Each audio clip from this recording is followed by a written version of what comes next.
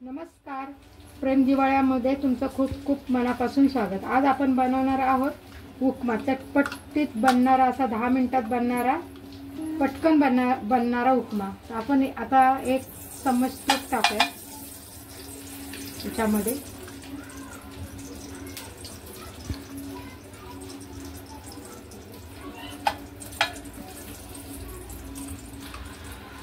मी 2 चम्मच तूप टाकले पॅन मध्ये।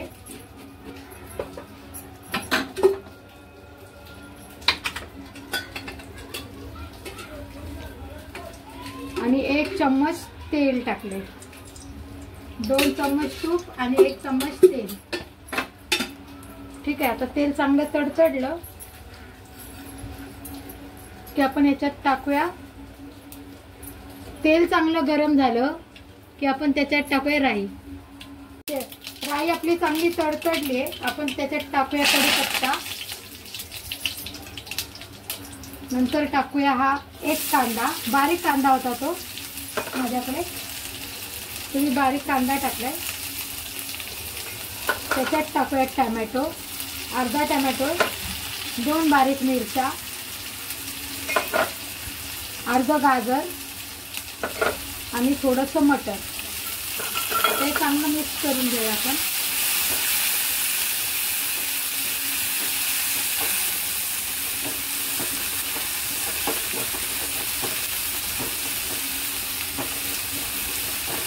मस्त ह्या तुपामध्ये हे सगळं फ्राय करून घ्यायचं, म्हणजे थोडंसं एक कच्चं शिजलं पाहिजे। मटर फ्राय लगेच शिजतं आणि गाजर पण।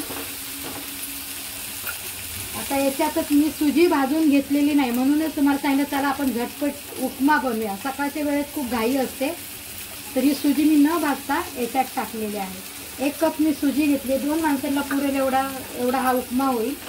आणि ही सुजी सुद्धा याच्यात चांगली भाजायची आहे, हे बघा। म्हणजे आपली रवा पण भाजेल, रवा म्हणा या सुजी, तर तुम्ही मराठी आहे मी रवा म्हणते, तर हा रवा पण याच्यात चांगला भाजून घ्यायचा आहे। रव्याबरोबर गाजर आणि मटर पण भाजले जाते, हे बघा।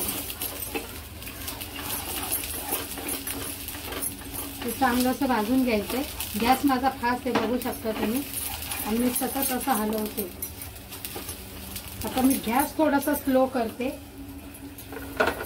आणि याच्यात चवीनुसार मीठ टाकते। चवीनुसार मी अर्धा चमचा मीठ टाकले, बघू शकता। 2च माणसाचा हा शिरा उपमा आहे। आता परत चांगल्याला हलवून घेऊया। एकदम झटपट बनणारा आणि 5 ते 10 मिनिटात बनणारा हा उपमा आहे। आता आपला हा रवा आहे ना, हा पण तुम्ही बघू शकता मस्त असा भाजला आहे, बघा, हे बघा, छान भाजला असा। आता इकडे मी गरम पाणी करायला ठेवलेलं, ते पण याच्यात टाकू।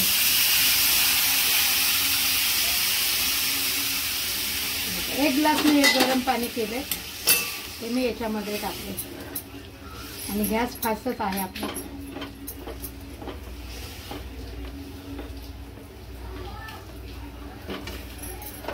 आता याला मी झाकून 5 मिनिटं ठेवते आणि बारीक गॅस करते।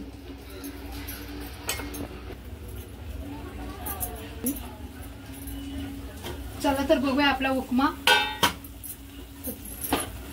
गॅस आपला बारीक आहे आणि बघू शकताय आपला उपमा जो आहे त्यात जे पाणी होतं ना ते सगळं शोषून घेतलं आणि मस्त असा फुललेला आहे, हे बघू शकता तुम्ही। मस्त झाला हा उपमा। आता याच्यावर आपण टाकूया थोडंसं खोबरं, ओलं खोबरं आहे। तुम्हाला जर आवडत असेल तर टाका, नाही टाकलं तरी चालेल। आणि ही थोडीशी कोथिंबीर,